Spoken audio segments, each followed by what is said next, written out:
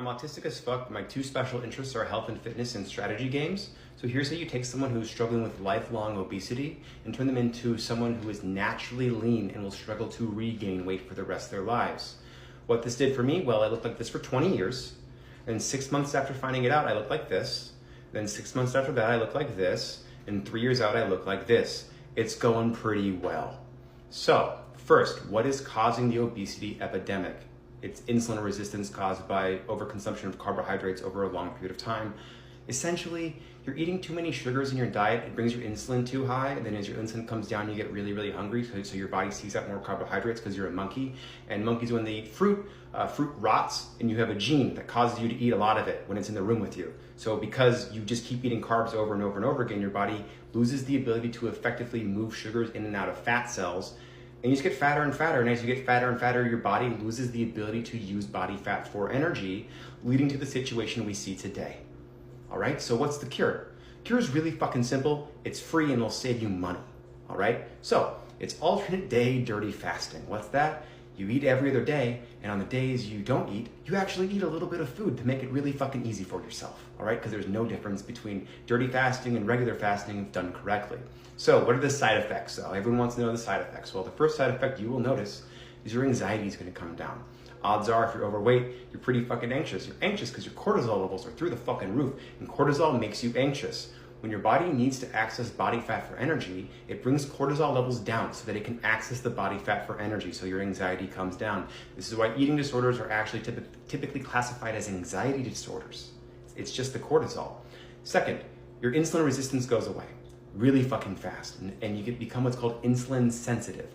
Insulin sensitivity makes it so when you eat till you're full and then you stop. You know, the thing that fat people struggle with? So that gets resolved pretty fucking fast. You actually struggle to eat even on the days that you are eating because your body is not trying to get you to binge eat anymore, all right? In fact, other symptoms of your insulin resistance, you don't even realize. The reason you get hangry, the reason you get a headache, you get lightheaded when you're hungry, it's hypoglycemia. It's just hypoglycemia because your body is freaking the fuck out because it needs sugar for energy because it does not know how to use body fat anymore. That's it. You won't be able to binge eat anymore. I know, bummer. You can't binge eat anymore because multifaceted. One, the gut microbiome dies. Your gut microbiome dies. It no longer craves food that is like really bad for you. It craves nutritionally dense food because you're taking in so much less food. Just like a pregnant woman now, your food cravings have to change. It has to change. So it starts favoring healthy foods. All right, so binge eating is kind of out the window. It's also out the window because your stomach shrinks like you got bariatric surgery for free. Your stomach shrinks because not only are you not stretching it out anymore, your body needs to reconstitute protein. So the way it does this is through your skin and organs. Your skin's an organ. But it does this because you don't reconstitute muscles. That's fucking stupid. You're a predator. And predators need muscles to fucking kill things, especially when they're fasted. So your testosterone levels go up in order to retain lean muscle mass, and then your body reconstitutes your stomach, your organs, your skin, your blood, because that's where the protein is. In addition to this, your heart rate comes down. Your resting heart rate comes down, your blood pressure comes down. If you have joint pain, that goes away because you're not as inflamed all the fucking time. Your skin looks really fucking nice. It de-ages you. It increases the telomere length in your fucking cells. Because fasting is when your body traditionally heals and repairs itself. Because in nature, not all animals eat every fucking day. Only we do. Only we do. When there's a hurricane, the animals aren't out there looking for food. They're fasting. When there's winter and there's no food to be had, they're fasting. And the body doesn't just die, it uses this as a good time to heal and repair. Your intestines, your stomach, your colon have a healing cycle that they go through when they're not literally crammed full of shit all the time, all right? Your testosterone is gonna go up, but also your ghrelin, your hunger hormone, it's gonna go down. You're not gonna get nearly as hungry, not only on days when you're fasting, but on days when you're not fasting, because your body doesn't freak the fuck out when it has to start using body fat for energy. It just doesn't. The glucagon, the hormone responsible for ketone production, that goes through the fucking roof. It has to because your body needs to be using body fat for energy, so your body upregulates the hormones responsible for it and downregulates hormones that would prevent it, all right? This is called epigenetics, by the way. And we know that if you go through a famine, it changes your DNA. If you go through a war, it changes your DNA. If you sit in a cubicle for a 9-to-5 job, it changes your fucking DNA. All right? You do this for 6 months, guess what it's gonna do? All right? In addition to this, once you stop losing weight and start regaining weight, because everyone regains weight, you disproportionately gain muscle mass because you now are insulin sensitive, so your body can effectively put sugars into the muscle cells, and your testosterone's high as fuck, your growth hormone's high as fuck, because you have now put your body in a situation where it thinks it's competing against other animals. All right? If you are having food day in and day out, you're not in a competitive environment, your body has no need to compete.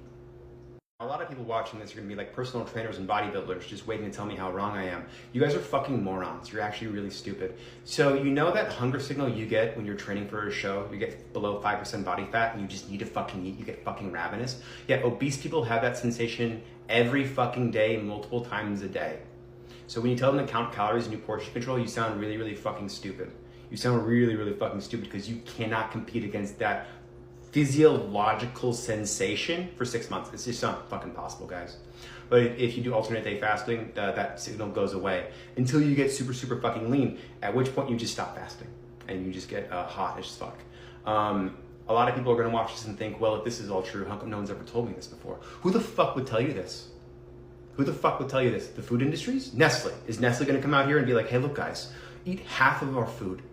I know we sell you skim milk. We take the fat out of the milk, then we resell it to you as butter and ice cream, knowing that by having milk that has more sugars in it than fats, you're gonna be actually hungry and more likely to eat the ice cream. Do you think they're gonna tell you to eat half of their products?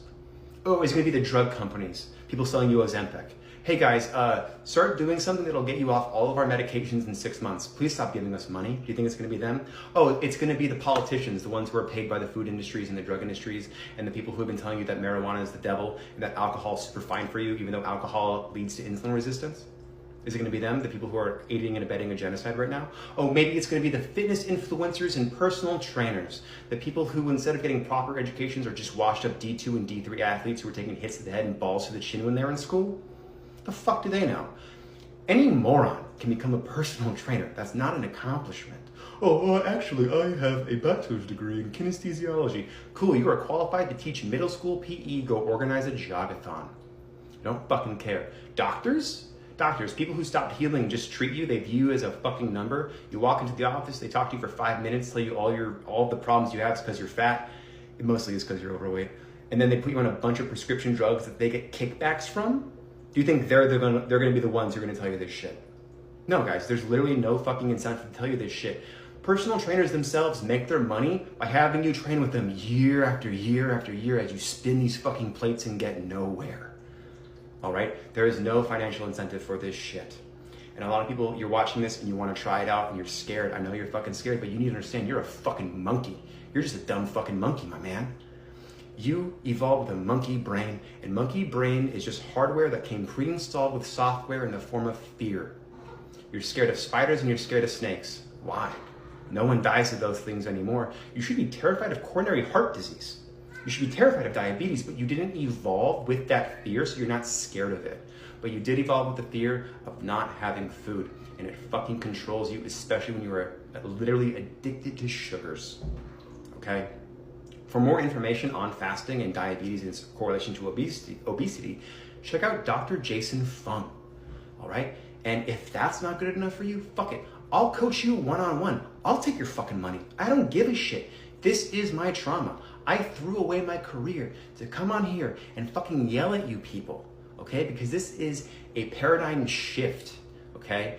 Calorie counting and what we are currently doing for the obese population does not work, and we know it doesn't work because every year more and more and more people are categorized as obese.